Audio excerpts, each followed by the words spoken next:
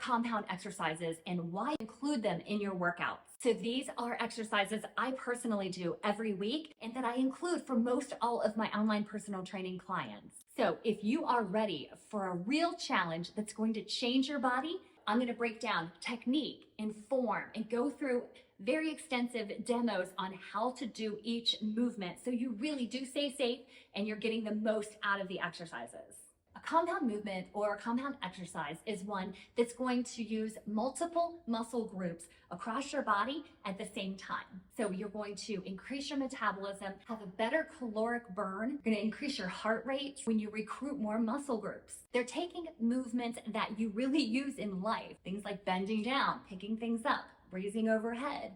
So movements that you're going to actually do and help you build strength and coordination in those areas. So my number one compound movement that you have to start including today are squats. Squats are one of the most effective compound exercises because they really do utilize a lot of your body. We're primarily talking about quadriceps, hamstrings, glutes, calves, but there's also a lot of core stabilization that you get when you use squats. So a back squat, I want you to start with the setup. And for the setup, you want the bar to be right about shoulder height. It might be a touch higher, touch lower, kind of depending on where it lines up with each of the nooks. But I like to have it right about shoulder height for the back squat. And I'm going to start these just with the bar because I want to make sure you get the setup right. So you're going to back into it if you have it from behind you, and grip comes out and around over to the top. You can have, I want your hands just a little bit wider than shoulder width, and we're going to line up feet shoulder width apart, toes just a touch turned out. So you can either go straight forward there or just turn them out a bit. Chest is lifted, abs are nice and tight. So to start the squat movement from a Smith machine, you're going to lift up and rotate forward on the bar. And let that come down, let the bar rest right at the base of your shoulders. As you're doing the back squat, you're going to sit down slowly, keeping your chest lifted and your line of sight straight ahead till you're right about horizontal with the ground. Then you're pushing back up to the top, nice and tight. So dropping down with the squat movement and back up, okay? So things to watch out for in a squat. Foot placement is first. So I want your feet shoulder width and toes are just a touch turned out. The other thing you're going to do is watch your knees. A lot of times you'll see people have their knees fall in towards each other. You really want to maintain, you don't want them to go out either. You want to maintain proper alignment as you come down and then back up through the movement. Now, what I like about a Smith squat is that it keeps you in line. It doesn't allow for your shoulders to dip forward like you might if you were doing a regular barbell squat. So let's add a touch of weight to this movement.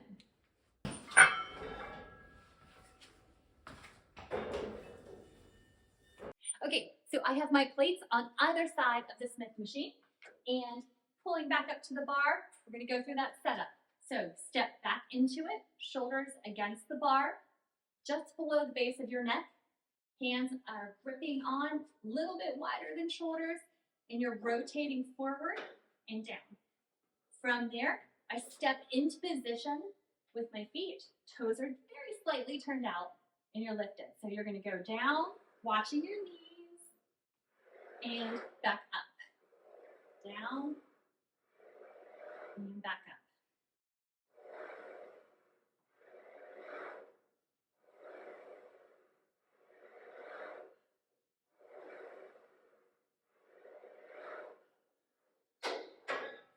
Okay, that is a back squat and one of my favorite compound exercises for women. So some of the most common mistakes that I see women make with squats are things like dipping forward or leaning too far forward, which is a good reason that you would use a Smith machine. That'll keep your form and posture tall and won't allow you to dip down, which can put a lot of strain on your lower back. So that's something to watch out for with a squat. A couple other things are your knees. You don't want to let your knees come in towards each other or splay out. You really want to engage as you do that. And then finally, pressing through your heels. I really want you to press through your heels and be light in your toes. Okay, you can't tell, but I'm wiggling my toes. So when you're doing a squat, keep that pressure really applied through your heel as you're pushing back up. And then at the end, I want you to give it a little bit of a rotation under. So you're squatting nice and deep down. And as you come up, a little bit of a pelvic tilt underneath to end your squat movement. Couple benefits there, functionally, I love that squats are going to help you throughout your whole life. Every time you stand up, you're squatting. Every time you bend down to lift things up, you're going through a squat motion. If you want to know more about squats in general and some of my favorite squatting variations, check that out in the show notes below. With my second must-do compound exercise, we're moving from quad strengtheners to hip hingers. We're going to go from squats to deadlifts. And deadlifts are an exercise that you either love or hate, but I'm hoping I can pull you into the love side on deadlifts because they are so good for you. Deadlifts are one of those compound movements that really engage your posterior chain. They're going to help with power, hypertrophy, and strength. Also, because deadlifts mimic the same functional movement as bending down and picking things up, you're going to get more coordinated and have better strength in those everyday kind of movements, which is going to help you avoid injuries. There's several different kinds of deadlifts that you can do. So a sumo deadlift is going to be wider with your toes turned out. A stiff leg deadlift will be more with your legs straight, not totally locked out though. You keep a very soft bend in your knees. But for a stiff leg deadlift, you're here. But today, I want to take you through the gold standard of all deadlifts, the Romanian deadlift. So I like to do these with a barbell. I'm going to start here. You really want to start with the setup on a Romanian deadlift. Chest is going to be lifted and core is tight. Coming down, and I want to start with the grip. Actually, let me put some weights on this bar.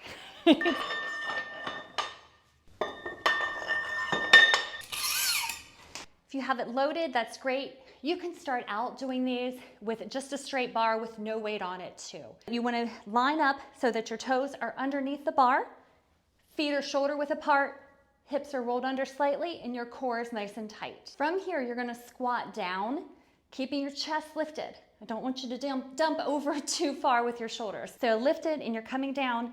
And as we reach to grip the barbell, you're going to use that overhand or pronate grip to hold on to the bar itself. Make sure your wrists are straight. So you want this straight line from wrist, elbow to your shoulders. Straight line down. Don't have your wrists back, kind of broken that way. So straight. In that deadlift setup, make sure that you remove the slack before you do the lift. What I mean by that is that little bit of wiggle that the barbell will give you between the plate and the barbell itself. So the way I do that is with that grip here, holding a pronate overhand grip, and it's that little lift. So lift that first before you actually do the movement. So from here, you adjust a little bit. I want your hips nice and low for this, and chest is actually going to come down as you grab the bar. Now, when you go to stand up for your deadlift, I really want you engaging hamstrings and glutes as you pull up. So this should not come from your lower back. Straight line in your lower back. Use that core to protect it and keep it engaged. So you're here with that pronate grip, hands down, and you're looking slightly down and forward. So weight in your heels, and from here you're going to stand up and roll under and back down. Touch lightly, don't let it slam down. I want you to use control the whole time. And back up, hips under, and back down.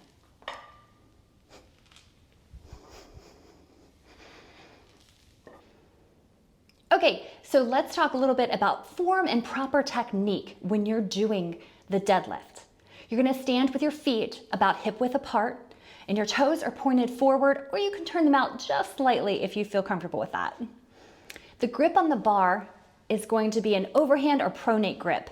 If you find that you're really having trouble keeping hold of the bar, you can also use a mixed grip where you have one hand forward and one hand back. Make sure you keep your chest up, your shoulders lifted, and your core engaged. All right, so what are some common mistakes I see? Definitely avoid rounding your back. You want to maintain that neutral spine throughout the movement. You also don't want to lift with your lower back. You're focusing in on your hips and your legs. Finally, make sure that you're not jerking the bar up off the ground. You want to lift it in a smooth and controlled manner. If you want to find out more about how to do the stiff leg deadlift, make sure you check out that video in the notes below. I've talked a lot about lower body compound movements with squats and deadlifts, but now we're taking it to your upper body. This is going to be a bench press. So there's mixed feelings about bench press because some women feel like they don't really want to work chest muscles. But a bench press is this compound movement that is more than just chest. You're hitting your shoulders and your arms at the same time, and you're even engaging core. So don't skip out on an exercise like bench press. It's one that I was hesitant to do very often, but when I started including it, I noticed a big difference in how my upper body looked. So I'm gonna take you through a bench press. For a barbell bench press, you don't have to go very heavy. What I like to see is a concentrated movement as you go through. So the setup for this one, I'm gonna take an exercise bench, just a basic bench, and have that up to a rack. So today I've got my rack on my Smith machine, and this is the free bar here now. I wanna make sure you stay safe with this and that you protect your lower back. So we're gonna do just a small arch. A lot of times you'll see power lifters lifting their hips all the way up all the way up here. And I don't want that because that puts a lot of extra strain. So you're gonna keep your glutes, butt stays on the bench, shoulders slightly retract. So scapular retraction there as you're grabbing the bar, and feet are planted down nice and firm. So you have this little bit of an arch, not excessive, but not pressing totally flat either. So just more of a natural arch when you're doing the bench press. And you're gonna come up and off and keep your shoulder blades pulling together as you come down and back up. And your elbows are something I wanna watch. I don't want you splaying elbows out or keeping them turned too far in. A natural 45-degree angle is what you're looking for. Your grip on the bar should be just a bit wider than shoulders, and I want you to keep your wrist straight and the bar directly above your wrists and your elbows. My next compound movement is a bent over barbell row. Now, I hear from women a lot that really struggle with this movement. So a lot of my online training clients ask where they should feel the bent over row, or specifically how to do it or how much weight to use. This is one that is really a great compound movement because it's going to hit our back and our shoulders while engaging our core, and it's a bit of an isometric contraction with your quads. Let's dive in. Let's talk more about the form. So with this, I'm going to use a full barbell. You can use no weight on that if you'd like, and you can build up over time. So I've got it right now set up for me. The first thing you're going to do is come up and grip the bar, right? Well, there's a lot of ways that you can grip the bar when we're talking about a bent over barbell row. You can have an overhand grip, which that pronate grip is really good. It's gonna give you a lot of stability, but there's talk about your thumb placement, right? So if you're wrapping around, that's going to give you more stability within the movement, but it places more strain on your forearms and your biceps. And I primarily want to feel this movement in your back. So if you take and do more of an overhand grip with your thumb on top, it allows you to have a straighter wrist, has more engagement, more recruitment of your back muscles and your lats rather than biceps and forearms. So for the bent over row, we're going to approach the bar, squat down, overhand grip here. Some people do like underhand grip, and actually that's a good point. If you would be interested in a video on overhand grip, underhand grip, what's the right grip in general, let me know in the comments. That would be a really good one for me to make too. So, okay, so with the bent over barbell row, come up, hold on, have that overhand grip. I like your thumb down, and you're squatting to where your hips are low here, and you're engaged right here. From there, you're gonna lift up, and you're gonna keep your back nice and flat, elbows in tight, and you're pulling up, bringing the barbell right to the bottom of your rib cage. think about the bottom of your bra line. That's where you're trying to let the barbell touch and come back down.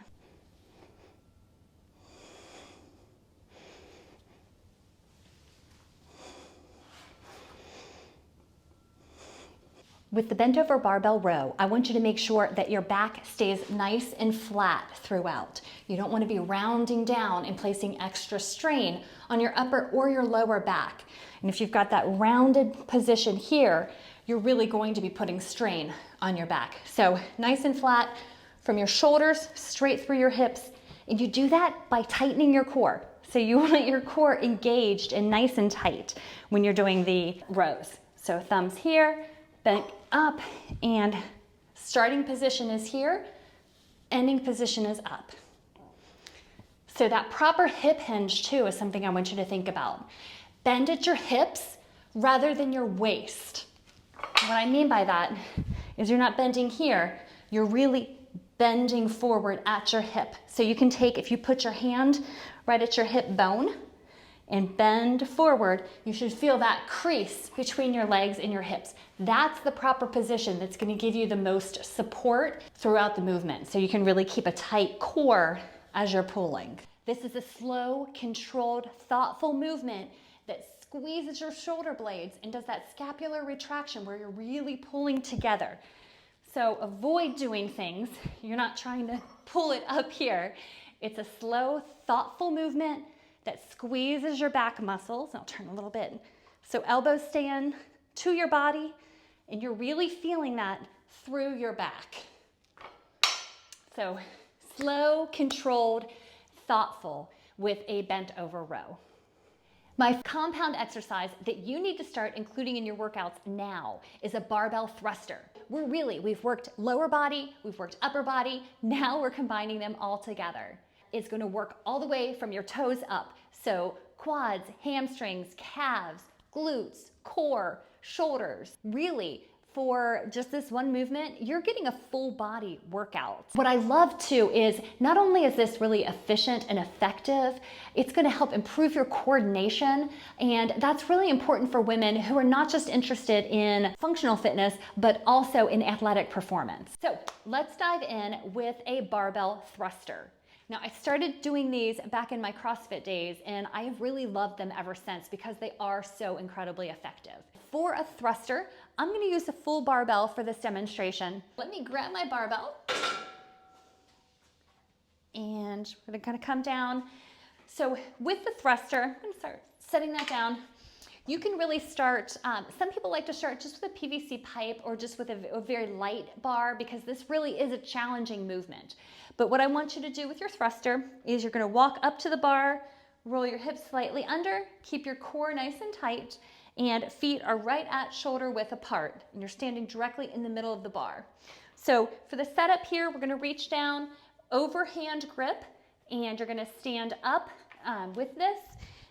Chest is lifted nice and tall, and I'm going to take and pull the bar up to a front rack position, like for a front squat. What I like to do with your foot position is go right about hip width, toes are slightly turned out, chest is lifted, and you're squatting down, pushing your hips back as you go until you get to horizontal, and then you're going to explosively stand up and press overhead with the barbell. So rack back down to a front rack of a front squat here.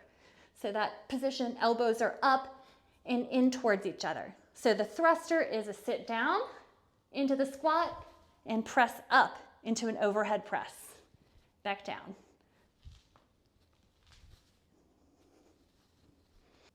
A few watch outs with your barbell thruster. So I want you to avoid letting your back round too much. So as you're sitting down, the bar is in that front rack position. As you're coming down, if you tip over too far forward, or if you're using too heavy of a weight, you can be pulling down with your chest, and that can throw off your back. So when you're here, you want to keep your chest lifted, sit back into the squat, and don't let your shoulders round over or down, which can put excessive strain on your wrists, and you end up dumping forward. So you want to avoid that rounding. The other thing you want to avoid, just like in a regular squat, you don't let your knees cave in. Knees should stay aligned, straight forward, and avoid letting them come in too far or bowing out in that thruster. Now, a thruster is really an explosive movement. So as you come up, I want you pushing hard, but you have to be careful not to use too much momentum. This movement should be totally controlled. So here we're coming up, pulling. When you come down, you sit down, you are going to explode up, but it's all in control. And then control back to your shoulders. Down and up.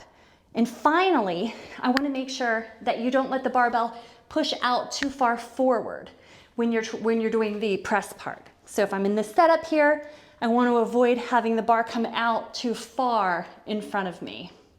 So that would look like this. So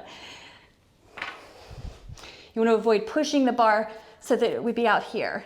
It's better to keep that straight line in your wrists as you're going up with the press here and then coming back down. The continuous motion of transitioning from the squat to the overhead press is also going to challenge your body's stability and balance while it enhances your core strength and improves your control overall. Thrusters are an intense, full body workout that is going to help you on your journey.